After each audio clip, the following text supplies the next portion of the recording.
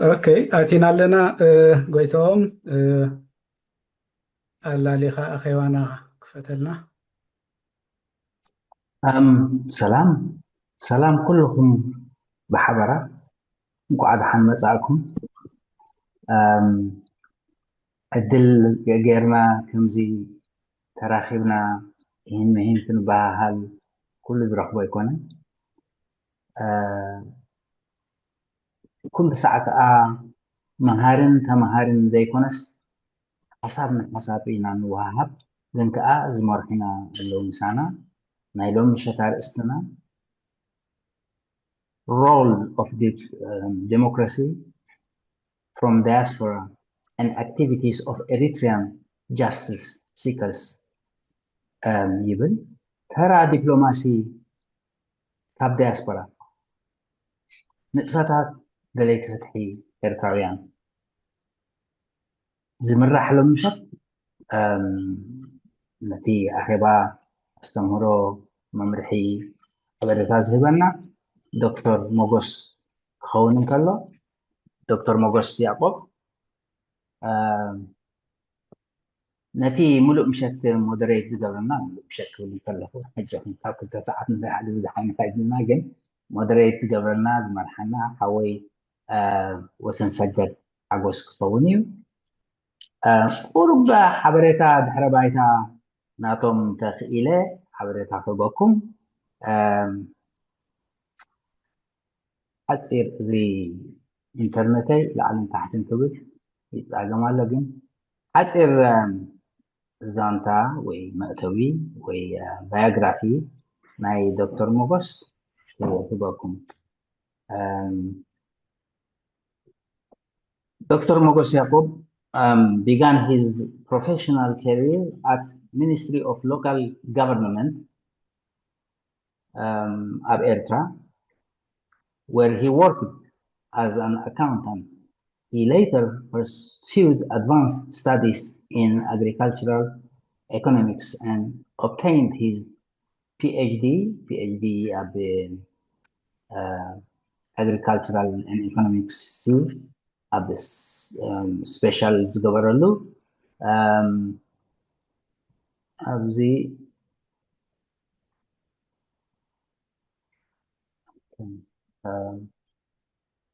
أوريتا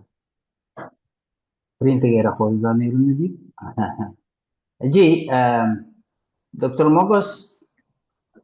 from University of Free State, South Africa in 2010. His doctoral thesis was also titled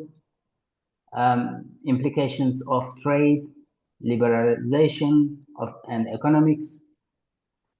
Growth for South Africa Agricultural Institute Industry. Dr. Mogos Yaqub published numerous articles in accredited peer-reviewed journals, conference proceedings, and technical reports. His research interests are in agricultural economics and agribusiness with a particular focus on international agricultural trade, agricultural marketing, resources, economics,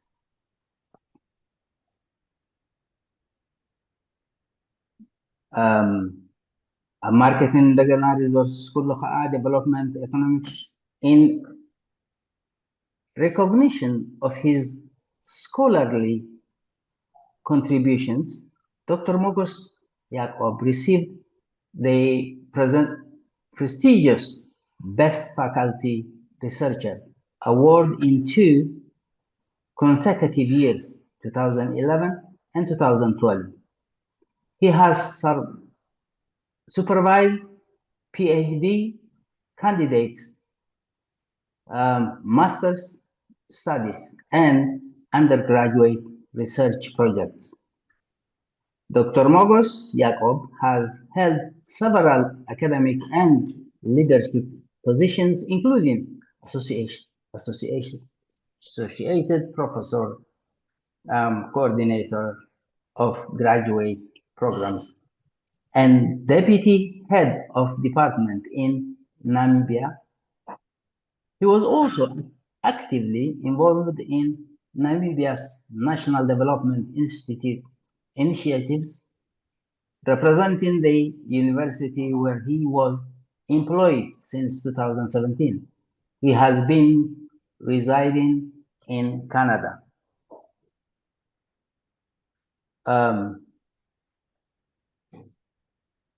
كمسب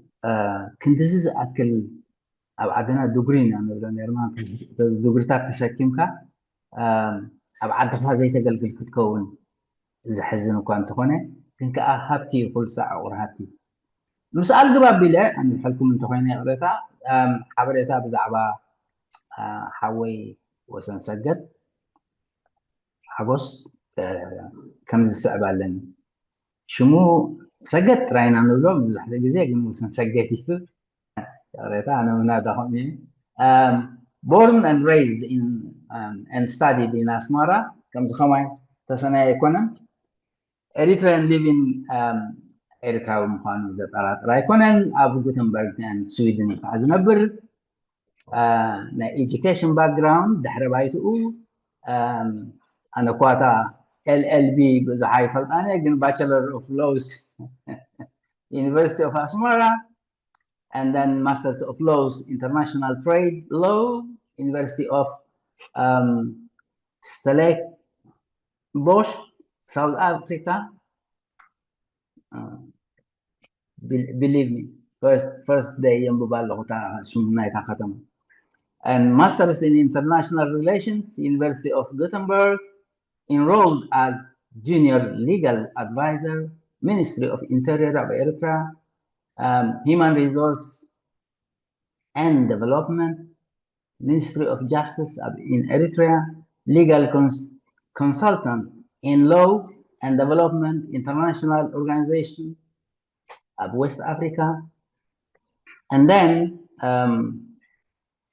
currently working as Public and Organizational Administrative Office in Sweden.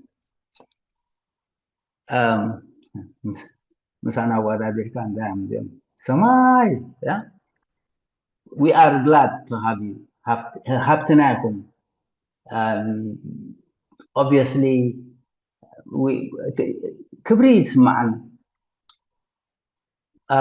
نبحوي سجد كساجركم زربا خيب زحكو. مبر قلم بالكم هيره. بروح مشت. Definitely تأمامنا بحوي سجد كساجركم على خط مشت كلهم. Thank you. حوي سجد take over please. خبرتها واتويتم. خبرتها كمي كأن يكون كمي يمسكهم هلهم جمريا على حدا يتورق صحافنتي قصتين كل جزء يجازف عندي كاين يجازف كان فرحنا الذي نستقبلنا تز معنات حشنا من أس مع باي متسي مع باي كمودا متسيمه دحين بزخانة لما عنتي ناتنا قديفنا ناي دكتور أنا قاعد أشيل ناس لمدني حد يجي ولا تشمي أبين ناي دكتور موجوس يعقوب سلازي إنكو عدا حن متأخر كم زعتو قلت قلت عن حجي إيمان زخانة سفح زبالة الرأي هذا اللوسب أرتي باكراوند نايتو مستراح دهونا ولا بيوتون وزح لعلم تحت ندابل كاتم كورونا جرس زلو هذا خابومي سلازي دكتوران قاعد حن متأخر نايلومي مشات كم زتقل صعب دبلوماسي أتوكوري دبلوماسي كنبل كلنا كل جدي طرح بتصبر لأنجلينا الدوز ألس مثلا سلازي صفح زبالة مجلس قبلنا كل التخفيلو كريئي مثلا دكتور موغس بعلق قلت أصدقائنا كم استقلت أبقالسي أبركتو دكتور موغس كاب ساوث أفريقيا تحسكا ولا أنت بس مرة نور بقراوند حن ندفع متان مجنان كيكون مس مسار متعابيتو ብሂወት ዘለውን ዘየለውን ማለት እዩ ኣብ ሳውዝ ኣፍሪካ ከምኡ ሕጂ እውን ኣብ ስደት ከምኡ ብፍላይ ኣብ ቃልስታት ቅርፂ ንክሕዝ ሸይፕ ንክሕዝ ጥራሕ ደይኮነ ክዓቢ ብዙሕ ነገራት ዝገብር እዩ ሕጂ እውን እትንትን ከይበለ ፀግዒ ከይሓዘ ብዙሕ ነገራት ብፍላይ ኣብዚ ሕጂ እዋን እቲ መንእሰይ ኣንፈቱ ጠፊኡሉ ዘሎ ቃልሲ እዋን ናተው ድግደን ምግባር እዩ ስለዚ ሓደ ካብቲ ዓበይቲ ስራሓት ናይ ቃልሲ ከዓ ዲፕሎማሲ እዩ ዲፕሎማሲ ብከመይ ንወስዶ ኢና እንታይ ኢና ክንገብር ዘለና ዝብል ነገራት ካብኡ ክንምሃር ተስፋ ይገብር ዶክተር ብዙሕ ዘረባ ከይብዛሕኩ ንዘለካ ክስታይ ናባኻ ክወስደ ምሩቕ ምሸት ትግበረልና ሰሰናይ ንኹልና يا سلام كلهم. اوكي جون قاعد خفتا سلام كلهم كملهم كما يكونوا مجمعة نزل سنتنا قوم حدا أنا تزرعوا أسواتو تزنا أسيو من سو تزلنا بدو ስለዚህ ቁም ነገር አለው ሀሳብ አለው ሰሞኑን የምንጻሁም ካብ የመስገን ነቶም ብቨርቹዋል በኦንላይን ኣብ ፌስቡክ ከታተሉና ዘለኹም ድማ ከምኡ ግዜኹም ሂብኩም ገለ ቁም ነገር ኣለዎ ንእሽተይ ሒዝና እንትኸድና እውን ሓደ ነገር ኢልኩም ምምፃኹም ካብ ልቤ ለመስግን ቀፂለ ኣነ ፍሉይ ፍልጠት ካብቲ ዓውዲ ሰልጢነ ዘይኮንኩሲ ተላ ካብቲ ሓልፎ ክብክብ ኣቢለ እምፅዮ ዘለኹ ነዚ ናይ ሎሚ ፕሬዘንቴሽን ላኪ ሰገድ ካብ ንእሽትና ክብክሎትና ከም ዝድበሎ ናት ናፅነት ክኸውን ከኣቱ ፖለቲካን ሓደን ንኣሽቱ ደቂ ኣሳ ኮይና ዩኒቨርሲታት ኢና ሽዑ ድማ ከምዚ ድልድል ናይቲ ሰዋን ድልድል ናይቲ ግዛዊ መንግስቲ ናብ ዲሞክራሲ ዝግስጉም ክንከውን ይባህግና ነይሩ ነቲ ዝኣተወ መንግስቲ ድማ ብደይ ሕቶ ውሕዱን ንኣሽቱ ሕቶታት ነይሩና እዩ እቲ ሕቶታት ንቦ ከዓ ነቕርቦ ነይሩና ክንከውን ንኽእል ኢና ግን ከዓ ተኣማሚና ጣብዕትና ሂብና ቃል ኪዳን እንዳኣተና ኣብሊና ንቅድሚት ክንስጉም አንፎርችነትሊ እቲ ወደቃ ከም ዝንሪኦ ኮይኑ ማለት እዩ ሕጂ እምበኣር ናይ ሎሚ ዛዕባይ ምእንታን እቲ ግዜ እውን ስለ ዘይብለይ ናብቲ ዛዕባይ ክኣቱ ግዜ ናይ ሎሚ ቀዳማይ ገፅ ውሰደኒ ጆን ኣብ ሳልሳይ ከባቢ ኢኻ ዘለኻ እሞ ኣብታ ቀዳመይቲ ገፅ ኣምፃኒ بدهي مثلا كنت تسأل جوني فاست كيجع زيا بعد أنا لوم بعد ها دبلوماسي خاصة يسان ليش نتفتحنا نتاعي مثل كم تكون كونوا نقبع أن خلنا هذا نخمل لسيب زلقو كم زول كوخا بزحتهم كو زلقو سواء آياتات زلقو أنا سأقول لك مدة نتي مالت نافقون عقيكم كان ذات مال أنا كيف هذا ساقط جينا يلوم من بقى نلومي نمسيلو من 4 دقيقة أو كم دار بلاس قد تنكفى كل تخفالت أصل سيتي المتقال اللي تعرفكم أفتقد داميتي خفالي أوتلاين نيكست جون تايا دياسبورا دبلوماسي أبجان تايا مالتي دبلوماسي دياسبورا دبلوماسي بمنت إيرسا وخيخا مينويو تاسال سيتي دما تي أبوكتو دبلوماسي إيرسا وين كابسدت انتاي مسل يصاب عياب دي أغا تي تشالن ناتو مالس تبدوهتاتو انتايو تحام شيتقا تي كنغوبوز ببعنا ماسي نطف قول بنطفت كنغوبو انتايو contribution for effective mass بقبو كلمة انتاي قول دلو تبلا فسالتي تخلقتي تاتغا بزعبا لوبين كيتا دبلوماسين لوبين تدا أسيوس وزغيد أبدي أغاتي باقراوند ناي لوبي اتناتو بلدهوتات بإرسا بمنزل عيني إرسا وانت لوبين نقبو نمنتاي غادا دقلسنا لوبين دبل ثاناي رابع اتفاع legacy of revolution مالت اتي كورنتي لوبين لغاتي يخم زاربينا تاشعو تاني مودعتا تامتقال ياخدكو conclusion لازم بقى تقدامي استفال متشالغو لازم بعد كابيا بمجمع قاقلتا بتي كمبيوتر سلسلة حالي تغنيا بإنجليزية غير يزلغو من بتغنيا أخذار بزغونات إنجليزية عون تنقل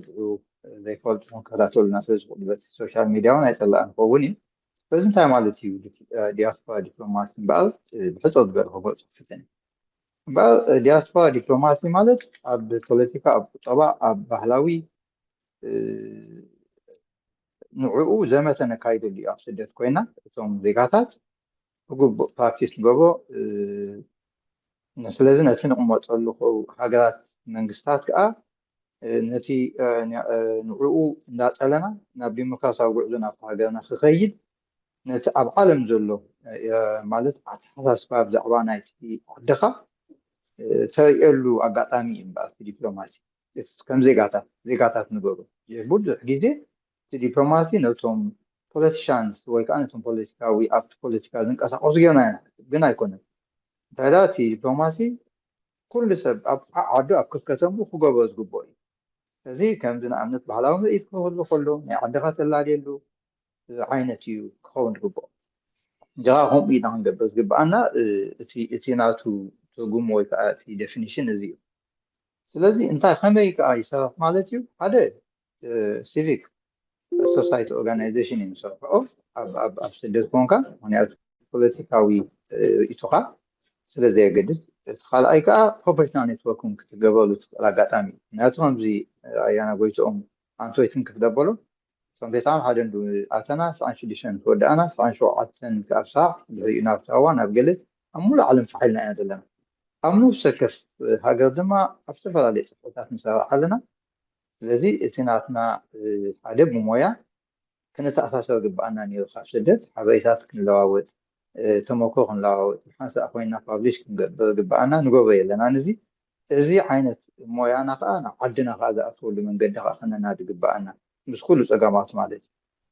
في سالساي نقوبز قبعنا بدرجة دبلوماسي نتايو after media and digital platform نبغى صغار إذا social media تاعت نويقول لنا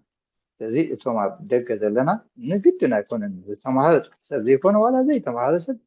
بقول أخذ قمولو نسقطات نتخبطات نايت هجوقة نتخال علم دلالي نمن ساعات كأخو جزء منكم هو اللي قبع لازم بخنياتو عبد زمن التكنولوجيا زلنا قدم كندي قديم دا قديم توكس قديم توكس قديم شو إمت بقول محزيو سأكن يوجدنا الناس يوجدنا الناس كن أمريكا كونكا أتحسس باسباتنا لوتكا عندهم هالكاز قيد بوزقوا بعض سلازي أفتي ننبه هجرات نتمنجستات نتي international institutions اللو نايوسياتش نايجله كم بتحكم بزعبة هجرنا نفلتهم أفلتنا غزقة كابهم نوصلون محاو نبعدنا أخنا توقف بعنا بزميليات وزلنا مالتي next John هجي after diplomacy but diaspora diplomacy does not create democracy on its own هجي but next هجي بقى after diaspora دولو diplomacy بعد بغطتها ديمقراسي يبقى كامل تايكون انتايدا أبسدت كونكا نتي ديمقراسي inspired تقبل ما تحلو هي كتقبل تصيلك لذي بحق خان ناقن كيار بأنا من مسبوتانا أكن دي نتاو طبعا اللي نايلنا نت بوليتيكا وكنتات نايت هاجر نقن موتو نت نايت هاجر نقن موتو محبة سوا أقاومة نعو تردينا أكن دي نقن موتو تسوم إرساوين نعرفنا دينا أسنان تاينا نقبل نتاقو طبعا وزيدنا نتخال مدياتو بنوصل لنا نفس ده إذا أخذت حالي نوت قدامي هنياتو انتايو مستمع بالحاجة كان معبل يتبع أنا مالجي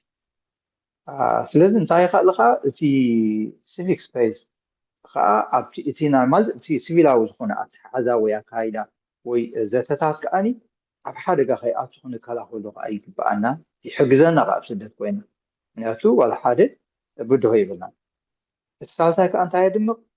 تدم ستاتنا بعالم درجة تهم يقوى تكاز حق سي دبلوماسي زبحدل زي كالوت ميدياهات مثل زعبا خابز أو بداية كهذا وخلوها يحجزي تي رأي أبزخ أنتاي تكالات ويكا تي بهلاوي ناس كاب جانو مالتي أب ناب حد ديمقراطي كسر كاز الفايدة يبقى في حسدت كونكات بقول دبلوماسي مالتي سلازي ناتهم بأنا مود أفعول أنتاي democracy is built at home. تا democracy نضد أنا دلو ኣብ ሃገርና እያ ትዕንብብን ትበቁልን ግን ኣብ ዲያስፖራ ዘለካ ምስ ዘሎ ምስ ዓድኻ ምትእስሳር ካብ ሶካ ስለዘይትብንቆስ ከዓ ንዕኡ ናብ ዝሓሸ ቀልጢፉ ክበፅሕ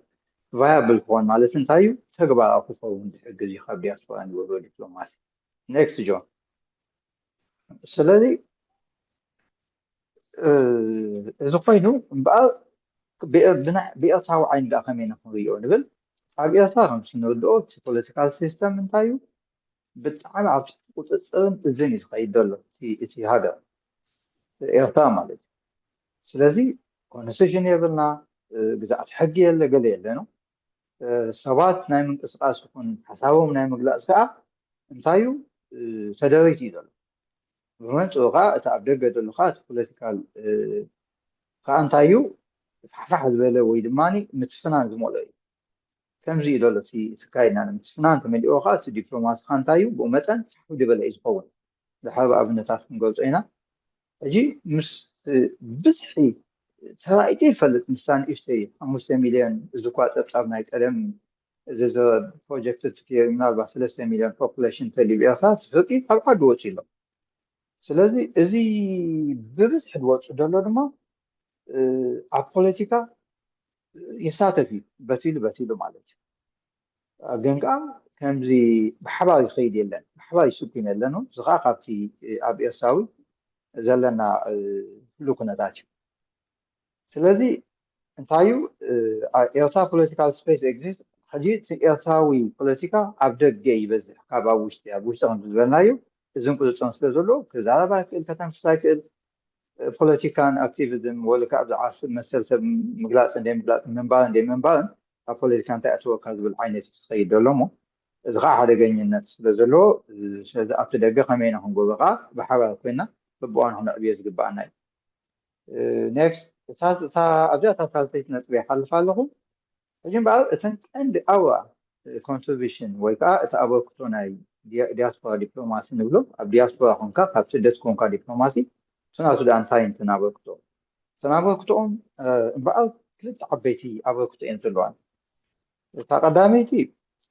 ኢንተርናሽናል ኣድቮኬሲ ኤንድ ሁማን ራይት ኣካውንታቢሊቲ ነዚአን ኢና ክገብር ፀኒሕና እንታይ እዩ ኣብ ብዓለም ደረጃ ብዓለም ለኻዊ ብዛዕባ ኩነታትና ክነፍልጥ ብዛዕባ ሰብ ምግሃዝ ዘሎ ክነፍልጥ እዚ ኢና ክንገብር ፀኒሕና ነዚ ኢና ንገብር ዘለና ይውሓድ ይንኣስ ይወደብ ኣይወደብ ብዘየገድስ ማለት እዩ ስለዚ እቲ ኣበርክቶ ከዓ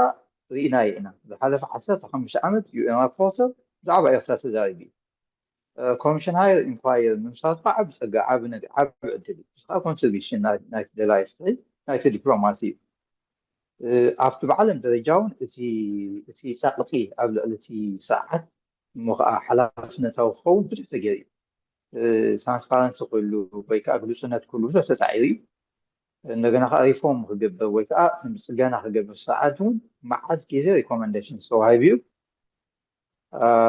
እቲ ተዓቢሱ ዘሎ ኣብ ውሽጢ ዓዲ ዘሎ ድምፅታት ከዓ ሳይለንስድ ኮይኑ ዘለውን ብኢንተርናሽናል ደረጃ ክወፅእ ፈቲና ኢና ክንብል ንኽእል ማለት እዩ ስለዚ ነዚአን ፕሪዘርቭ ካልእ ከዓ እቲ ዲሞክራቲክ ዲስኮርስ ንብሎ ወይ ከዓ እቲ ናሬቲቭ ዛንታ ነዚ ኣብ ምምእዛን ኮንፈረንስስ ንገብር ኣኼባታት ንገብሮ እዚ ንገብሮ ዘለና ኦንላይን ዲስካሽንስ ከዓ ካብቲ ሓደ እዩ ምናልባት ኣብ ቀፃሊ ምስ ካልኦት ዓሌታት ምስ ካልኦት ሃገራት ከነስፍሖ ይግባአና ንሕና ኣብ ውሽጥና ንሕናፃሕ ዘይኮነ ምስ ካልኦት ንዛረበሉ ኣጋጣሚ ክፈጥር እዩ ዝግባእ ነይሩ ኣትሊስት ግን ንሕና ተተዋሒጥና ክመፅእ ዝኽእል ኮይኑ ይስማዓኒ ካልእ ከዓ እቲ ዝፀሓፍ ዘሎ ፅሑፋት ማለት ኣናሊሲስ ዝግበር ብደረጃ ቃለ መሕተት ንበሎ ብደረጃ ፅሑፋት ዝፀሓፍ ዘሎ ተዘክሮታት ሰባት ካልእ ከዓ እቲ ኣልተርናቲቭ ሂስቶሪስ ማለት ኣብ ደገ ኮንካ እቲ በቲ ሰዓት ዘንትዎ ዛንታ ዘይኮነ ካልእ ዛንታታት እውን ክንፍትኖ ከም ዘለና እዩ ዘርኢ እታ ሳልሰይቲ ናብታ ኔክስት ጆን ሳልሰይቲ ከዓ ማለት ሚድያ ተፃዒሩ እዩ ኢንዲፐንደንት ሚድያ ክህሉ እቲ ሚድያ ከዓ ሓበሬታ ፍሎ ክህሉ እቲ ሓበሬታ ብቐጥታ ናብ ህዝቢ ብዙሕ ፃዕሪ ግበር እዩ ሕጂ ዲያስፖራ ቤዝ ሚድያ ኣውትሌት ከዓ እቲ ስርዓት ዝህቦ ዛንታ ተሪፉ ነቲ ስርዓት ናይ ዜናን ሓበሬታን ሞኖፖሊ ወይ ድማ ግበታ ገይርዎ ደሎ حبيت خابدك عند هابكا نتيجة هزبي أوشتي حبيتاون هولنا سقى حدا contribution نايتي نايتي زمتنا دبلوماسي ካልእ እቲ ተመክሮ ናይቲ መንእሰይ ዝሓትዎ ዘሎ እቲ ጭቆና ዓመፅን እቲ ስደትን እውን ካብቲ ዶክመንት ድፍኖም ዘሎ እዩ ማለት እዩ ታብዓይ ኖም ትራንስፈር ኤንድ ፖለቲካል ለርኒንግ ካልኻ ከም ፖለቲካዊ ኣቀማምጣና ፋሕ ንበል ንሓሉ ኤርትራውያን እንታይ ኢና ንገብር ዘለና ነቲ ዲሞክራቲክ ሶሳይቲስ ንክፍጠር ይፀዓር ኣሎ ይግበር ኣሎ ዘተታት ይግበር ስለዚ ናይ ብሓቅካ ቀዳማይ ዝኾነ ሓበሬታ ساعات حقي ألبوهم زخونة ساعات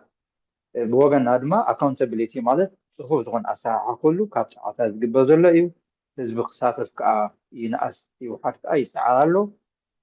سلذي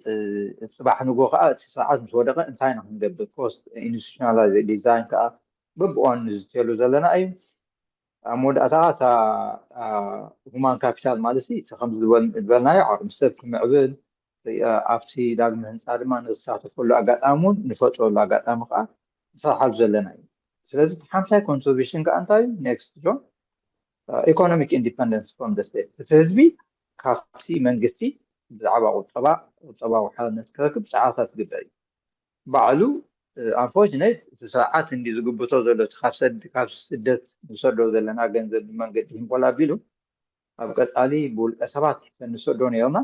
እቲ ህዝቢ ገንዘብ ክረክብ እዩ እቲ ኣብ ውሽጢ ዘሎ ለዚ ኣማራፂ ኣለዎ ማለት እዩ ናብኡ ክገብር ምክንያቱ ህዝቢ ኣብ ሶሳይቲ ኣብ ውሽጢ ተቐፂሉ ኢና ከም ሕብረተሰብ ክንቅፅል ንኽእል ማለት እዩ እዚ ሰርቫይቭ ኣብ ምግባር ናይቲ ህዝቢ ንገብሮ ዘለና ፃዕሪ እውን ፓርት ኦፍ ናይቲ ዲፕሎማሲ ኮይኑ እቲ ስቴት ሳፖርት ዝገብሮ እንተደኣ እንዳናኣሰ ከይዱ ፅባሕ ንጎ ኦቨርቴክ ክገብሮ ለውጢ ክመፅእ ከሎ ብቐሊሉ ክንሰጋገር ንኽእል ምኳኑ እዩ እቲ ካልእ ከዓ ናብ ለውጢ እቲ ሪኮንሲሌሽን ብብዙሕ ኢና ንዛረበሉ ስርዓት ዕርቅን ሰላምን ኣብ መንጎና ኣብ መንጎ ኤርትራውያን እቲ ዘሎ ምትፍናን እቲ ለውጢ ምስ መፀ ኣብ ዝያዳ ከዓ ሓባኽ ነይንኣቱ ነዚ ሓበሬታ ኣብ ምሃብ ስልትታት ንገብር ኮንስቲቱሽን ሪፎርም ፕሮፖዛላት ይቐርብ ኣሎ ብዛዕባ ሕገ መንግስትታት ዝተፈላለዩ ኣካላት ንዛረበሉ ዘለና እዩ ፓርት ኦፍ ናይቲ ዲፕሎማሲ እዩ ትራንዚሽን ዛስስ ናይ መሰጋገሪ ساعات حقي وغانا أي مستقاقري تفتحي كله غا كاب ساعات جبر تي أبيزوس كأويكا تي جهسات عبد السبعة فتي مدرب بإرثا دوكمنت تدخلون على يوحد ينقص سلذي تفاليو نايد المقاس نقول دلنا بقى انتهي بايتا إذن تفدلو نتي سلام مستقاق كل صباح نقول دقنا أساتا في إمبلسيف خونكا كاتو نقول بدلنا political space مالكا ناي political زيتات كله أخاف تعرض له أقعد أمثال كنبل نخيلنا مالج زيد contribution كنبل نخيل لازم حفش عن بعض في دبلوماسي نزار بقول لنا the enemy هنا طلع سايدين بيجي كان challenge سابجين كنزار بلن منها إنسان كان challenge انتلنا لما الدياسبورا دلنا بتفنانه هذا بعديو أمونغو دقف ساعة تقامون تبعنا نفلاليل بك عزيز حزن نفلاليل ذا قبعنا إنيو زخاء تي أم خالغا تي generational division and mistrust أمونغو تي عبن إشتن ذا اللقاء ذي متأممان كافتي تاريخنا دورسنا يقاء تخاف عندي شجرنا ذا اللقاء داي تخالغا الساعات سلاوي محاولو أفسدت كوين خانة تي من سينة ديقاي فعسل ذلو بقبو نعم عدنا أساسينا لو تخينا من سخاء خلص دمنا ذلئي سي ربعيكا أبياس فادلو بوليسيكانا انتايو completely كافتوشتي disconnected أساسي يكون الذي تدريت أساسيوغا أبوش دولو رياليت أبوش دولو تي ودعاو خنطات نودو يتأقمنا مو لازم تايو كان زدي ودعاوي ويدمان بيتن كوننتن ببين قوون تأقبابنا ويكات assumption اتوازو لنا كان دي مالتي قمتات كأجيجا يخون بأمت أنك السيناريو نقومتوني دبلوماسي مستقبت قرابنا تقيد اللغة جوجل أمريكا أي انحزال لنا إذا أخافت إذا شجرنا هذا بس عويش إذا تأهزرنا دبلوماسينا توقم يقولوا أب أي صاحب مساهم بدلو بعلون نالبات هاي فترات مت يخون بعضنا ዲፕሎማሲና ናት ኢንተርናሽናል ኮሚኒስትን ከይት ከለና ሓሰተ ውድባት ኮይና ኢና ንኸይድ ዘለና ተዋሂድና ያ ተባሂሉ ሓደ በብውልቁ ፅርፅር ኢልና ኢና ንኸይድ ነርና ኣልስ ግን ዝኮ ዋላ ሰገዳ ቦምባ ዝነበረሉ ከምዚ እስከነዋሃዶ ተባሂሉ ብሓደ ከም ታስክ ፎርስ ክኸይድ ተፈቲን እዩ እቲ አንፎርቹኔት ፓርቲ ግን እቲ ሰብ ነናቱ ኣጀንዳ ሒዙ ክኸይድ እስኻ መን ኢኻ እስኻ ከበይ ኢኻ ክበሃል ከሎ ኣዝዩ ዘሕዝን ኩነታት እዩ እቲ ካልእ ኣብ ዲያስፖራ ዘሎ ከዓ ነቲ ዲሞክራሲ ማለት ከነወግዶ ዝግባኣና ብኢትኒክ ወይ ከዓ ክትኢልካ ብዘይጠቅም ትሕቲ ሃገራውነት ንፅንፎ ፍሬምወርክ ንገብሮ ዘለና ካብቲ ኣዝዩ ዝስግር እዩ ካልእ ከዓ ኮል ፎ ቫዮለንት ኢንተርቨንሽን እቲ ንገብሮ ዘለና ዲፕሎማሲ እንዳገበርካ ተመሊስካ ከዓ እቲ እውነታዊ ዝኾነ ኣካይዳ ኣብ ደገ ኣይሕግዘናን ንዲፕሎማሲ ትገብር ጠቕላላ እዩ ዝሕግዝ ዘሎ እቲ ካልእ ከዓ ስፒኪንግ ኦቨር ሃዘር ዛን ዊዝ ኤሪትሪያን ኢንሳይድ ዘ ካንትሪ ስለዚ እቲ ኣብ ደገ ኮይና ንዛረቡ ኣብ ውሽጢ ዘሎ ከዓ ነቲ ናቱ ከዓ ሪያሊቲ ነንፀባርቀሉ ዘይምህላውና ከዓ ካብቲ ዓበይቲ ቻሌንጅስ ኮይንና ዘሎ ኩነታት እዩ ዘሎ ማለት እዩ ኔክስት ጆን ስለዚ በኣልተን ኮንዲሽንስ ዝበሃላ ናይታ ፅፉፍ ዝኾነ ዲፕሎማሲ ክንገብር ሓደ ኢንክሉሲቭ ኤንድ ሲቪክ ቤዝ ክኾን ኣሎ ማለት ሓደ ንኩሉ ዘጠቃለለ ካልእ ከዓ ሲቪካዊ እንታይ ማለት እዩ ከምዚ ስልጡን ከምዚ ምሳሎ ሓደ ዜጋ ዝሓተ ሕቶታት ክኾን ኣሎ ማለት ናይ ሓደ ፓርቲ ናይ ሓደ ጉጅለ ናይ ሓደ ግሩፕ ከምዚ ዕብላልነት ዘይኮነ ብሓባር ነቲ ህዝቢ ኤርትራ ዝጠቅም ዲፕሎማሲ ክኸውን እዩ ዝግባእ እቲ ካልእ ከዓ ፎካስ ኦን ናይ ብሓቂ ዝኾነ መንገዲ ሓደ ኢንስቲትዩሽን ከዓ ማለት ሓደ ትካል እንደገና ከዓ ነቲ ሲቲዘንሽፕ ማለት ነቲ ህዝቢ ዝውክል ዓይነት ክኾን ኣሎ ኣብ ክንዲ ብውልቀ ሰባት ከምዚ ንሪኦ ዲፕሎማሲ ኤርትራውያን ብውልቀ ሰባት ተባሒቱ ዘሎ ውልቀ ሰብ ትሒዝዎ ከዓ ኩሉ ግዜ ዋላ ኣብ ቅዱስ ዋላ ኣብ ሃይማኖታዊ ኣብ ሰብ ዝውከል ርጉም እዩ ዘሎ እያ ሰባት ተወኪልና ተደልዮም ክቡቃ ተደልዮም ክቡቃ ተደልዮም ካኽባ ተደልዮም ኣይራኸቡ ኮነ ስጋብ እስኻ ነቲ ናይቲ ዲፕሎማሲ ትኸዶ ዘለካ ኢንተረስት ናቱ ስጋዕ ዝሓለኻ እስኻ ክሊርሊ ነቲ ናትካ ኢንተረስት ናይቲ ሃገርካን ህዝብካ እንደቀደምካ ዕውት ክኸውን ይኽእል እቲ ካልእ ከዓ ሊንክ ቱ ናን ቫዮለንት ቼንጅ እቲ ኩሉ ግዜ ኣብ ዲፕሎማሲ ከይድካ ትሓትት ከለካ ደጎ ነፃዊ ምዃንካ ተረጋግፅ ትክእል ኣለካ እንታይ እምሉ ውሕስነት ቀፃልነት እዮም ብደልዩ ኣብ ደገ ዘለዉ ንነፍሶም ረቢሖም ስራሕ ንግሆ ብሓደ ቫዮለንት ዝኾነ ጉዕዞ እንተመፅዩ ቫዮለንት ዝኾነ ከዓ ዝቅፅል ዲሞክራሲ ኣይወሓስን እዩ ማለት እዩ ካልእ ከዓኒ ናሽናል ሪኮንሲሌሽን ኖት ሪቨንጅ እዚኣ ከዓ ዓባይ እቶም መወዳእታ ኣብ ክንዲ ሕነ ምፍዳይ ዘይኮነ እቲ ሪኮንሲሌሽን ንኩሉ ዘጠቃለለ ማለት ሰላምን ዕርቅን ኩሉ ኣብቲ ዜጋ ዝሕዚ ምውዳቑ ከዓ ካብቲ ኮንዲሽን ኢፌክቲቭ ክኸውን ዝሕግዝ እዩ ክንከይድ ከለና ናብ ዝኾነ ኣካላት ክንበፅሕ ከለና ማለት እዩ ክነስዕለሉ ዝግባእና ጆን ኔክስት በቃ ሕጂ እምበኣር እዚአን እንተ ዲፕሎማሲ ብሓፈሻ ኣመረይ ናብ ታሎቢንግ ያው ነው ሃይኮነትን በኣር ታሎቢ ከንተ ሓይዛ ስለ ዝኸይድ ሎቢ ከንታይ ማለት እዩ ሕጂ ሎቢ ማለት ሓደ ግሩፕ ወይ ከዓ ሓደ ጉጅለ ንሓደ መንግስቲ ዝገብር ክፀልዎ ድፍትን ንዕኡ ነቲ ናብ ስጉምቲ ንናትካ ረብሓኻ ምስ ሕግታቱ ኣተኣሲሩ ነቲ ፓብሊክ ፖሊሲሲ ናይቲ ሃገር ወይ ናይ ኣሜሪካ ወይ ናይ ኤውሮጳ ንበሎ ንኤርትራ ዝጠቅም ክኸውን እስኻ ትጉስጉሶ ብድሕሪት ኮንካ ትሰርሖ ስራሕ እዚ ከዓ እንታይ እዩ ባይታ ተንፅፍ ፈልጥዎ ኣፍልጦ ዘይብሎም ኣፍልጦ ትህቦ ማለት እዩ ሕጂ ነዚ ነቶም ሕጊ ዘርቅቑ ነቶም ወይ ከዓ ነቶም ኣካላት መንግስቲ ናይቲ ዘለካዮ ከድካ ትቦም ክገርመኩም 225 ኣብ ኣሜሪካ 13220 ዝኸውን ሎቢስት ተመዝጊቦም ኣለዉ ታክስ ከፍልዮም ኣብ ኣሜሪካ ሕጂ ቶታል ከዓ እቲ ብጠቕላላ ኣብ ሎቢንግ ዝጠፍእ ገንዘብ 3.7 ቢልዮን ይበፅሕ እዚ ከዓ እንዳወሰኸ እዩ ዝኸይድ እዚ እንታይ እዩ ዓብዪ ኢንዳስትሪ እዩ ኣብ ኣሜሪካ ኩሉ ሰብ ከዓ ናብ ዲፕሎማት ትካላት በልዎም ሃገራት በልዎም ኢንዳስትሪስ በልዎን ናብ ሎቢንግ ዘብዘብ ድብላሉ ኣጋጣሚ ኩሉ ናብታ ኔክስት ጆን እዛታ ኔክስት እምበኣር እዚኣ ሕጂ ፎሬን ኤጀንሲስ እዚኣ ብሓደ ካዚ ማይክል ዝተባሃለ ዝተፃሕፈት እያ ኣዝያ ፅብቕቲ መፅሓፍ እያ እዚ ከዓ እንታይ እቲ ዲፕሎማሲ እቲ ሎቢንግ ንኣሜሪካ ነቲ ዲሞክራሲ ከመይ ኣብ ሓደጋ እትወልደ እዩ ፅሒፍዎ ስለዚ ብምሎም እዞም ፖለቲሽያንስ ንፈልጦም ኤንጂኦ ፋውንዴሽንስ እዮም መስሪቶም ንኣብነት كلينتون فاونديشن ابنت جيسي لا تزارنا خلنا اب انكوايري لهم مزينا ايزي ايفستين زبحال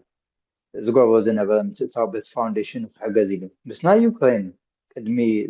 زنبا بيلينز ገንዘብ ሎቢንግ ክገብር ተቐቢሎም ክንድምንታይ ምፅፍቃዕ ከም ዘለዎ ነቲ ረብሕኦም ጉልበት ክሳይ ዝገብርዎ እዮም ንኣዘርባይጃን ክንድምንታይ ነቲ ቁፅር ዘይብሉ ሚልዮንስ ገንዘብ ብኮንግረስስ ኣብ ቴክሳስ ብላይ هنري كيمي ዝበሃል ፅሒፍዎ ኣሎ እዘን ቲንክ ታንክስ and research institution ድማ መዓት ሃገራት ነቲ ሎቢንግ ኢለን ንኣሜሪካ ከም ዝኸፍላ መዓት ፀብፃባት እዩ ዘሎ ኔክስት ጆን ሕጂ እቲ ካልእ እዚ ኣብዚ ሰንጠረዥ ዘርእየና ዘሎ ሉክ ንኣብነት ብኣፍሪካ ደረጃ 2023 ላይቤርያ 235 ሚሊዮን ዶላር ንሎቢንግ ኣጥፍዮም ሳውዲ ኣረቢያ 93 ሚሊዮን ቻይና 85 ጃፓን 69 ሆንግ ኮንግ 57 ከምኡ እንዳበለ ቅፅል እዘን ሃገራት ንሎቢንግ ዘጥፍኦ ገንዘብ እዋ ላይቤርያስ መዓት ገንዘብ ኣጥፊያ ናብኡ ካሜሮን እውን ከምኡ መዓት ገንዘብ እያ ከፊላ ዘላኒ እዚ ብደረጃ ሃገራት እንዲ ኔክስት ጆን ምንታን ግዜ ክንቁጥብ ኩሉ ሓደ ክንከዶ በአፍሪካ ደረጃ ከአተኢናዮ ላይቤርያ 235 ሚሊዮን ካሜሮን 1.7 ሚሊዮን ኢትዮጵያ 200 ሚሊዮን ኤርትራ 800 ሺህ ኬንያ 230 ሺህ ሶማሊያ 320 ሺህ እዚ ሐሚቲ ዶጋሎ ሶማሊያ 320 ሺህ ዶጋሎ 600 ሺህ ኣጥፊሉ ኤርትራውያን ድማ ተመዝጊቡ ደሎ ኣብዚ ኦፕን ሃውስ ዝብል 9,000 ከባቢ ሎቢንግ ካብ ኤርትራ እንደለይ ትፍትሑን ተመዝጊቡላ 2024 ናይ ሚሉ ሕጂ ዋላ እቶም ኤርትራውያን ሓደ ሓበሬታት ኣሎ ኣብ መንጎ ኣክልን እዚ ናይ ሪሰርች ኢንስቲትዩሽን ኮይኖም ዘካየድዎ ኣሎ ክልተ ግዜ ብቐረባ ዝፈልጦ ኣብ ዝሓለፈም ርኢናዮ ኢና ዶክተር ገብረ ማለት 60,000 ንዓመት ክኸፍል ነይሩ ድሕሪኡ ብሓደ በዚ ናይ ብርጌድ ሓመዱ ከም ዝተመንጠለ እውን ብግልፂ ኣብ ዩቲብ ኣብ ሚድያ ቀሪቡ ዝቐረበ እዩ ማለት ቤት ገይሮሞ ሕጂ ንዘሰይም ንሓደ ዓይነት ጉዕዞ ኤርትራውያን ንዘሰይም ሰብ ከዓ ኮምፒት ንገብር ንቀራርብ ምህላውና ኣዝዩ ዘሕዝን እዩ ማለት እዩ ኔክስት ጆን ሕጂ እምበኣር እቲ ቻለንጅስ እምበኣር ኣብ ኤርትራን ሎቢንግ ገብሮ ዘለና ሓደ ኦፖዚሽን ኤንድ ኢንዲፐንደንት ሲቪክ ኣክተርስ ኣሎ ሕጂ እንታይ እዩ እቲ ኦፖዚሽን ብወገኑ ዝኸደሎ ናብቲ ስቂል ፋዕፋዒሉ እቲ ካልእ ከዓ ሲቪክ ሶሳይቲ ከዓ ብወገኑ ከዓ ናብቶም ሎቢንግ ናብዞም 13,000 ዝበልናዩ ከናድዩ ከም ዝውዕሉ ንፈልጥ ኢና እቲ ካልእ ከዓ ማልቲፕል ሎቢንግ ኢኒሽቲቭ ኣነ ኦርጋናይዝድ እንታይ እዩ መዓት ሎቢንግ ካብ ደለይቲ ዝትሕበብ ብወገኑ ንሓደ ዓይነት ሕቶ ንኸይድ ምህላውና ከዓ ካብቲ ኣዝዩ ዝሕዝን እዩ እቲ ካልእ ከዓ እንታይ እዩ ዝሕዝን ዊክ ዝኾነ መሰይ እዩ ኣከንዲ ሓደ ውሁድ ዝኾነ ረብሕኦም ዘርእዮም ንኤርትራውያን ናብኡ ክንከይድ ከለና ተዓሚጥና ተወፂዕና ተኣሲርና ተጨውቂና ተደይኮይኑ ዝፈልጥዎ ተደይኮይኑ ሓድሽ ነገር ሒዝና ኣሎ ንኸይድ ደይምህላውና ድማ ካብቲ ኣዝዩ ዝሕዝን እዩ እቲ ንሒዝናዮ ንኸይድ መልእኽቲ ኣዝዩ ዊክ እዩ እንታይ የርእየካ እቲ ነቲ ሎቢንግ ሒዝዎ ዘሎ ኣካል ብኡኡ ትሬይንድ ዝኾነ ኣይኮነን ኣብ ኣክቲቪዝም ተረኽቦ ኣብ ፖለቲካ ተረኽቦ ኤቭሪዌር ካ ንረኽቦም ዘለና ተመክሮ ከዓ የለን በዓሉ ማለት እዩ በዓሉ እውን ኣብዚ ክንርድኦ ዘለና እቲ ዲፕሎማሲ ወይ ሎቢንግ ኣብ ከባቢና በቶም ዘለው ነቲ ከባቢና ወኪሎም ተመሪፆም ዘለው ኣካላት ክንገብሮ እንዳከኣልና ከለና መዓት ገንዘብ ነጥፍኣሉ ምህላውና ድማ ካብቲ ዝሕዝን ፍፃሜ እዩ እቲ ካልእ ቢ ከዓ እንታይ እቲ ካልኣይ ነገር ስቴት ካውንተር ሎቢንግ እቲ ስርዓት ከዓ ድጉ ዘጥፍኦ ገንዘብ እልቢ የብሉን ከም ዝረኣናዮ ማለት እዩ ምክንያቱ እሱ ቢለነር ነጋዳይ ካብ ሰሓል ጀሚሩ ስርዓት ማለት ቁፅሪ ዘይብሉ ገንዘብ ኣለዎ ኔትወርክ ከዓ ን53 ዓመት ዝኣከቦ ኔትወርክ እውን ኣሎ መዓት ሰባት ብቐጥታ እዮም በዓልና እውን ክሕግዘካ ዝብሉ ኣካላት እውን ኣለዎ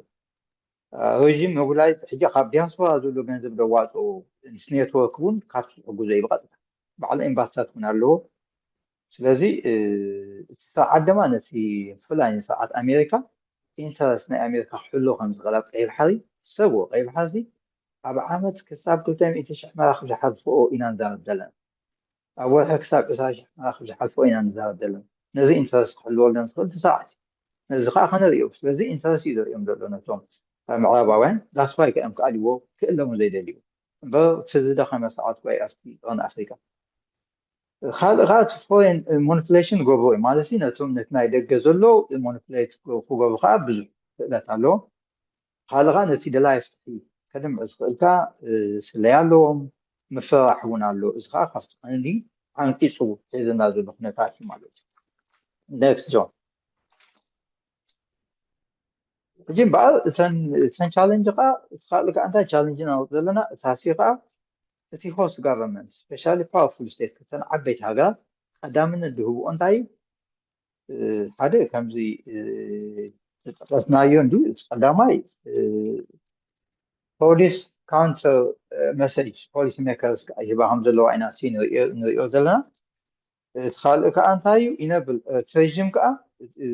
እቲ ኤርትራዊ ዲቫይድድ ከም ዝኾነ ከዓ ፅቡቅ ገይሩ እዩ ዘርእዮ ዘሎ እቲ ካልእ undermine perception of unified democratic እቲ መንግስቲ ስርዓት ብሓደ ይኸይድ ከም ዘሎ እዩ እዚ ከዓ እቲ ናቱ ፅልዋ ከዓ እተን ሃገራት እንታይ ገባ ይጠራጠራ ምስ ዝደላይ ክሳሕ እንታይ ደኣ ምስ ስርዓት ስራሕ እየን ዝደልያ እቲ ዲያስፖራ ከዓ እቲ ኣብ ዲያስፖራ ዘሎ ድምፅታት ከዓ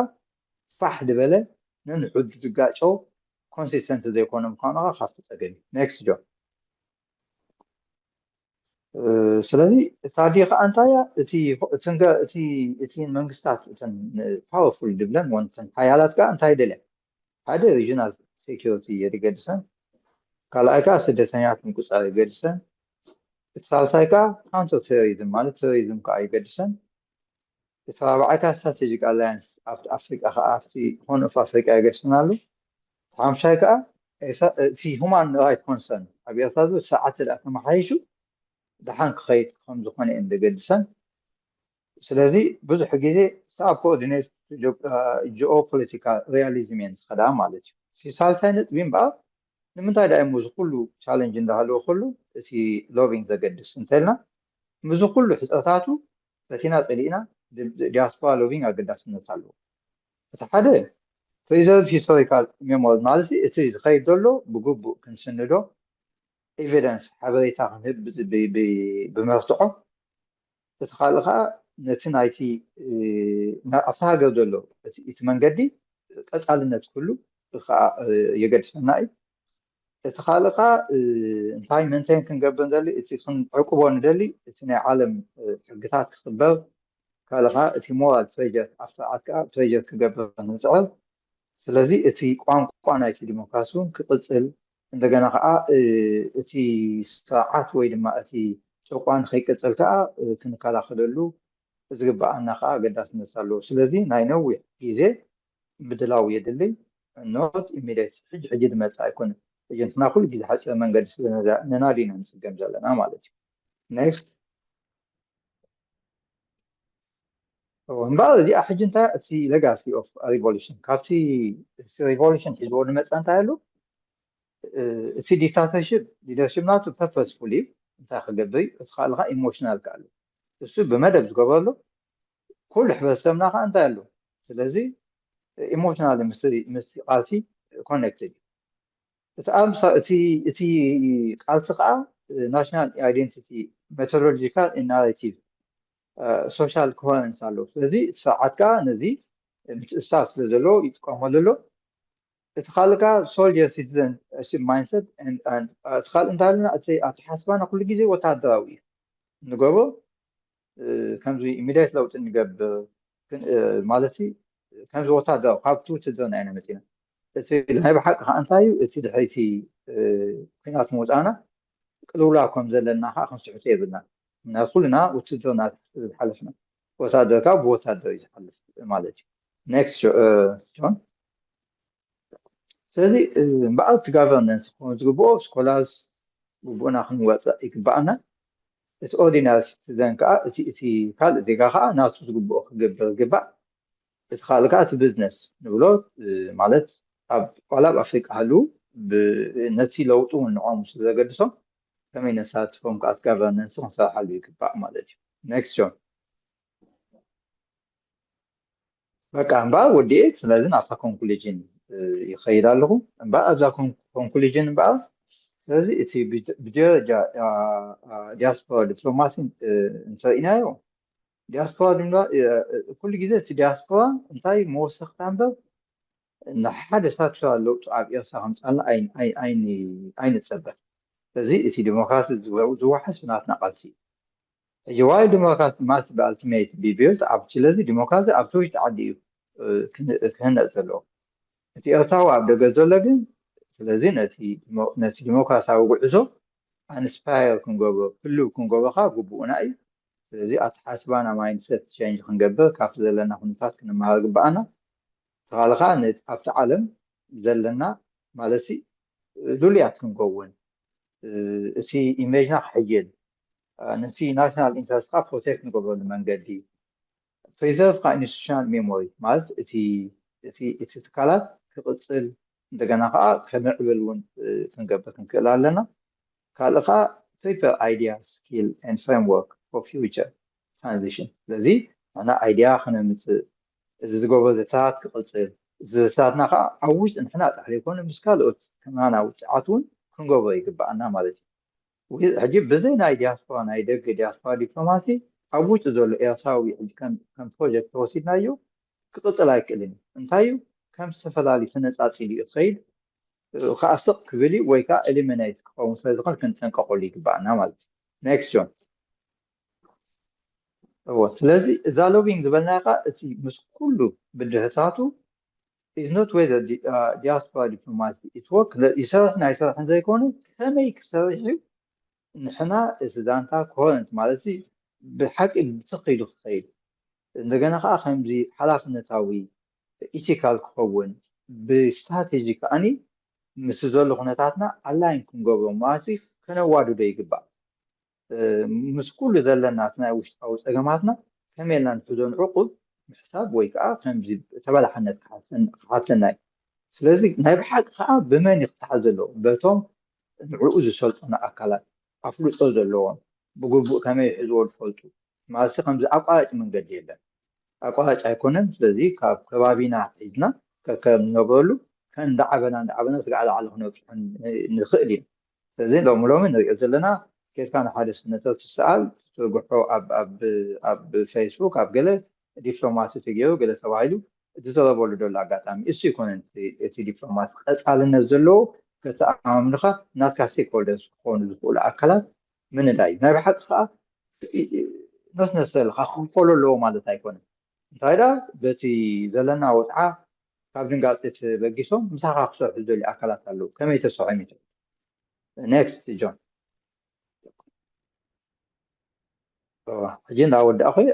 ስለዚ ዲሞክራሲ ኤርትራ ሎቢንግ ብኢፌክቲቭ ክኾን እንታይ ክኸውን ኣለዉ ካብ ኣክቲቪዝም ወፅዩ ናብ ኢንስቲቱሽን ማለት ስኢልካ ካብ ዘመተ ደይኮነን ናብ ትካላዊ ስራሕ ክኸይድ ኣለዉ ካብ ኢሞሽን ወፅዩ ካብ ስኢልካ ካብ ስምዒት ወፅዩ ናብ ስትራቴጂ ክመፅእ ኣለዉ እንደገና ካብ ዝተሰባበረ መፅኡ ከዓ ክወሃድ ክኽእል ኣለዉ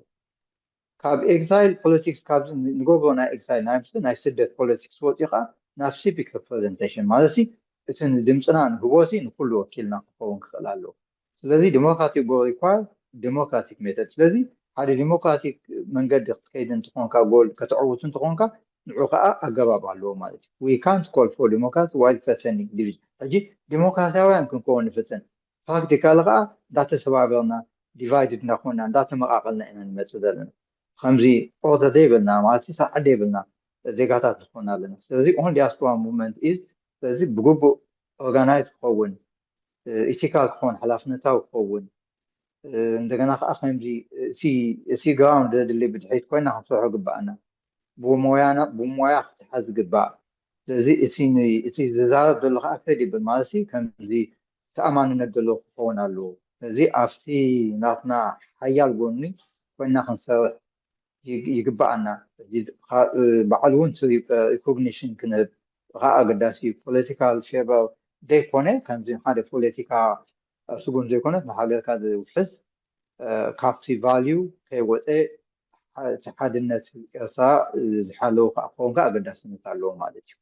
لأنها أقداسنة قات ديسيبلين مالتي ساعد حالو خون كأقداسنة اللو مالتي next John بعد مود أصحابي every act of activism is guided either by emotion or by conscious decision. ስለዚህ ዝኾነ activism ንገብሮ ወይ ካብ ስምዒት ዝብገስ ወይ ከዓ ካብ ርድኢት ዝብገስ ሕጂ እንተዳ እቲ ስምዒት ደፊእና እንታይ ክንከውን ኢና ኣንፈትና ክነጥፍ ኢና እንተደኣ ብኮንሽስ ማለት ብኣብዝጦ ጌርናዮ ከዓኒ እንታይ እዩ እቲ ናትና ሚዛናዊ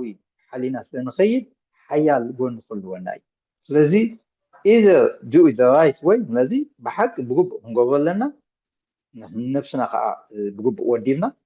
ስለታ ተቐዳሚ ስጉምቲ እንታይ ሰልፍ ኣዌርነስ ኣነ መን እንታይ ይርገብር ዘሎ ኣብ ኩሉ ጠብሎቕ ንብል ማለት እዩ እቲ ካልእ ከዓ እንታይ እዩ ሰልፍ ኮንትሮል እታ ንሕና ንነፍስና ምቁፅፃር ክንክእል ኣለና ከም ሰባት ከም ደለይ because real power belongs to those who master themselves ስለዚ እቲ ናይ ብሓቂ ሓይሊ ዝበሃል ሓደ ሰብ ንነብሱ ፈሊጡ ማስተር ክገብር እንተኽኢሉ ጥራሕ እዩ ማለት እዩ እዚአን ነረንተን ፍልጥበይ ንፅፈይ ሕዋት ስለተሰማዕኹም ንኸዓ ካብ ልበ ለመስግን ኣነ ዝተፍዕቱታት ኩሉ ተስፋ ገብር ወድሓንኩም ይቐንለይ ታንክ ዩ ወል የቀኒልና ዶክተር ሞገስ ምናልባት የቀኒልና እኳ የድልየኒ ሓቂ ዘረባ ከም ግቡእና ወሲድና ኢና ዳርጋ ኩሉና ስለዚ ግን ነቲ ፍልጠትካ ምክፋል ናቱ ተራ ስለ ዘለዎ ፅቡቅ እዩ ምናልባት ቁሩብ ሳማራይዝ ተጌርናየን ዶክተር ሞገስ ኣብ ክልተ ከፊሉ እዩ ክሪኦ ደልዩ ነቲ ዲፕሎማሲ ሓደ ብደረጃ ዲፕሎማሲ ኣብ ዲያስፖራ 5 ነጥብታት ዘቐመጠሉ ማለት እዩ ካልኣይ ከዓ እቲ ሎቢ ንብሎ ወይ ጥብቅና ወይ ፕሬዠር ምግባር ናብ ካልኦት ትካላት መንግስትታት ክንብሎ ንኽእል ኢና እሱ እውን ሓደ 3 ነጥብታት ዘቐመጠሉ እዩ ነይሩ ማለት እዩ ስለዚ ኣብቲ ቀዳማይ እንታይ ዲፕሎማሲ ብዓይኒ ኤርትራ ኣብዚ እዋን እዚ እንታይ እዩ ዲፕሎማሲ ዝመስል ከም ኣብ ዲያስፖራ ዘለና እንታይ ዓይነት ኮንትሪቢሽን ንገብር ኣለና ብዓቢኡ እቲ ቻሌንጅ ኤንድ ሪስክ ዝበሎ ኣብ ዲፕሎማሲ እንታይ ይመስል ክንሪኦ ክኣሰስ ክገብሮ ፈቲኑ እቲ ዝዓበየ ግን እንታይ እቲ ኤፌክቲቭ ዲፕሎማሲ ዝበሃል ንባዕሉ ብኸመይ ክተሓዝ ኣለዎ እውን ኣብኡ ነጥብታት ተቐሚጡ ኣሎ ምናልባት ኣብቲ ካልኣይ ክፋል እውን ሎቢን እንታይ እቲ ባክግራውንዱ ናይ ሎቢ ኣካይዳታት እንታይ ይመስል ገለ ሃገራት እውን ምናልባት ኣብቲ ብዲቴይልስ ዋላ ተዘይከዶ እንታይ ይመስል ኣሎ ኣብ ካልኦት ብዝብል ከቐምጦ ፈቲኑ ኣሎ ካልእ እቲ ኣብ ዲያስፖራ ዘለና ቻሌንጅስ እንታይ እዩ ናይ ሎቢ ኣብዚ እዋን ዘሎ ኣካይዳታት እንታይ ይመስል የኽስበና ኣሎ የኽስረና ድዩ እንታይ እዩ ዝብል ነጥብታት ኣቐሚጡሉ ኣሎ እቲ ኩሉ ንፈልጦ ጥራሕ ደይኮነ እቲ ዘጋጥመና ዘሎ ነገራት ብስሩዕ ነገር ክንሪኦ ክንፍትን ክንክእል ኣለና ብምባል ዘቐመጦ ቻሌንጅስ ኣሎ እቲ ሳልሳይ ምስኡ ተመፂኡ ኣገዳስነት ናይ ሎቢን ኣብዚ እዋን እዚ ብፍላይ ኣብ ቃልስና ተሓሒዙ ክሪኦ እውን ፈቲኑ ኣሎ ማለት እዩ ስለዚ ነዚ ዘለና ቃልሲ ከዓ እንታይ ዓይነት ሌጋሲ ንገድፈሉ ባዕሉ ብዲፕሎማሲ ክብ ይብል ኣሎ ድዩ ለጠቕ ብል ኣሎ ድዩ ናበይ ይብል ኣሎ ዝብል ኣንፈት ዝኾነና ነገራት ይብልና ኣሎ ከም መደምደምታ እውን ንባዕሉ እታ ናብ መደምደምታ ኣብተን ክልቲአን ደምፀን ነጥብታት እንድሕር ርኢናየን ዲፕሎማሲ ኩሉ ግዜ መስርሕ ናይ ዲሞክራሲ ዘሳልጥ ነገር ምዃኑ ከም ካልኣዊ ጌርካ ክትወስዶ እውን ከምዘይብልካ እኳ ደኣ ሓደ ናይቲ ከምቲ ዓበይቲ ሳፕሊመንታሪ ደይኮነ ስትራክቸራል ዝኾነ ነገራት ከምፅእ ዝኽእል ናይ ዲሞክራሲ መቃለሲ ምዃኑ ክጠቕሶ ይፈትን ዘሎ ስለዚ ሓደ ካብቲ ኣገዳስነት ናይ ዲፕሎማሲ ጥራሕ ዘይኮነስ ሚዛን ናይ ዲፕሎማሲ ርኢኻ ብኸመይ ክትሓዝ ኣለዎ እውን ክትሓስቦ ዝገብረካ ጥልቕ ዝበለ ፍልጠትን ክእለትን ንነዊሕ ዝኸይድ ራእይን ምስ ናይ ህዝቢ ተተሓሒዙ ምስ ናይ ሃገር ተተሓሒዙ ዝኸይድ ስለዝኾነ ብዓይኒ ቃልሲ ጥራሕ ክረኣይ ከምዘይብሉ እውን ኣስሚሩ ኣሎ ካልእ እቲ ዘለና ኣብ ሎቢን ቻሌንጅ ክጠቕሰን ፈቲኑ ኣሎ ስለዚ ካብዚ ውፅኢና ከም ኣክቲቪስትን ጥራሕ ደይኮነ ኣክቲቪስት ብተሓታትነት ብትካል ክኸውን ከም ዘለዎ ሎቢን ዲፕሎማሲን ስትራቴጂካሊ ኮሄረንት ብዝኾነ እምበር በብዝመፃልካ ናይ ስምዒት መንገዲ ክኸይድ ከም ዘይብሉ ዘለና መፍልላይ ንዲፕሎማሲ ክንገብሮ ዘለና ብዲፕሎማሲ ፀቕጠ ይኹን ብዲፕሎማሲያዊ ርክባት ዘለና ፍልልያት መሊሱ የዳኽሞ ከም ዘሎ ስለዚ ኮኦርዲኔሽን ከም ዘድልዮ ብዓብዩ ኣብ ኤግዛይል ከም ዘለና መጠን ንፖለቲካ ጥራሕ ደይኮነስ ከም ረፕረዘንታቲቭስ ናይ ሃገራትና ኮይና ክንቀርብ ክንመስል ከም ዘለና ብዲፕሎማሲ ዘርኢ ስእሊ ይህብና ደሎ ብሓፈሻ ነዚ ይመስል ኣነ ክሪኦ ከለኹ ምናልባት ኣብቲ ናቱ ኣትየ መመሊሰ ተደጋግም ክወፅቦ ኣይመፅን ግን እቲ ዘለና ስእሊ እዚ ይመስል እንደገና ብሕቶታቱን ከነብዶ ስለንኽእል ዶክተር ሞጎስ ምሳና ሓደ ሰዓት ፀኒሕ ሕጂ እዛ ቀዳመይቲ ሰዓት ናይ ሕቶን መልስን ናይ ሪኮመንዴሽንን እንድሕር ኣሎ ክንገብር ኢና ኣብታ ዳሕረወይቲ ሰዓት ንፃ ዘተ ናይቲ ገዛ ክኸውን ስለዚ ብከምኡ ክንሕዘ ኢና ብከምዚ ከነብል ናብ ዘለኩም ሕቶታት ወይ መጀመርያ ሕቶታት ተቐረብና ዝሓሸ ይመስለኒ ብኡ ክንሕዘ ኢና ስለዚ ይቐኒልና ዶክተር ሞጎስ እንደገና ምናልባት ጆኒ ኢዳ ሓፋብ ዘበለት ኣሎ ንሪኢኹም ፍትን ንኣብኦም ክነብር ሓፍ ዘበለ እኳ የለን እሞ ኣነ ዲ ሓተ ስጋዕ ሽዑ ኦኬ ባሻይ መህፂት ዝመስለኒ ኣነ ባሻይ ክነብኦም መስለኒ የቀኒየልና ገዛ ከምኡ ድማ ዶክተር ሞጎስ ኩልኹም ወሃሃቲ ቴንክ ቨሪ ማች እዋናዊ ዝኾነ መግለፂ ዘድልየና ዳርጋ ማለት እቲ ዲማንድ እዩ ክንገብሮ ዘይከኣልና ነገራት እዩ ተገሊፁልና ዘሎ ማለት እዩ ዳርጋ ኩሉ ገዛውትን ከምኡ እዩ ብዛዕባኡ እዩ ዝብል እቲ ብሓባር ኮንካ ዘይምእዋይ እዩ ጥራይ ጎዲሉልና ዘሎ ስለዚ እቲ ኣነ ክሓቶ ደልየ ዘለኹ እንታይ እዩ ናይ ቀደም ኣተሃላልዋና ድሕሪ ሃገራዊ ናፅነት ብፍላይ ኣብ ስደት ምስ መፃና ዝነበረና ኣጋባብ ተቃውሞ መብዛሕትኡ ዳርጋ ናብቲ ስርዓት ዘተኮረ እዩ ነይሩ ክንዲዚ ሕጂ ዘሎ ፍልልያት ከዓኒ ኣይነበረና ሕጂ ግን ኣብዛ ተለዊጣ ዘላ ዓለም መብዛሕትኡ እቲ ተቃውሞታት ካብቲ ናብቲ ስርዓት ዘተኩር ከምቲ ኣብ ገለ ሸነኻት ዝገለፅካዮ ኣብ ነናሓድሕድና ዘተኩር ይበዝሕ ኮይኑ ተረኺቡ ኣሎ ስለምንታይ መስለካ ነዚ ክትገልፀልና ትኽእል ዶ ሓንቲ እዚኣ እያ ካልኣይቲ ናትና ምዝ ናይ ሎቢን ጉዳይ ክነተሓሕዞ ከለና ኣብ ሓደ ደንበ ናይ ሓያላን መንግስታት ወይ ናብ ዋሽንተን ናብ ወስተርን ዴሞክራሲ ገፁ ወይ ከዓ ናብ ዩኒፖላር ዝኾነ ናይ ኣሜሪካት መርሖ ሃፀይነት ዘተኮረ ኣብየቱታ እዩ ዝመስል ዘሎ እዚ ዓለምና ዘሎ ሕጂ ድማኒ ፍልይ ዝበለ ኩነታት ከም ዘሎ ኣፀቢቕካ ንስኻ ትፈልጦ ኩላህና እውን ንፈልጦ ኢና ማለት እዩ ስለምንታይ ከም ዝኸውን ዘሎ ንሱ እዩ ትፍታሕ ከምፅሕ ዝኽእል ተባሂሉ ስለ ዝተኣምነሉ ድዩ ዋላ ካልእ ምክንያት ኣሎ እዚኣ ተኻልኣይቲ ሕቶ እያ ማለት እያ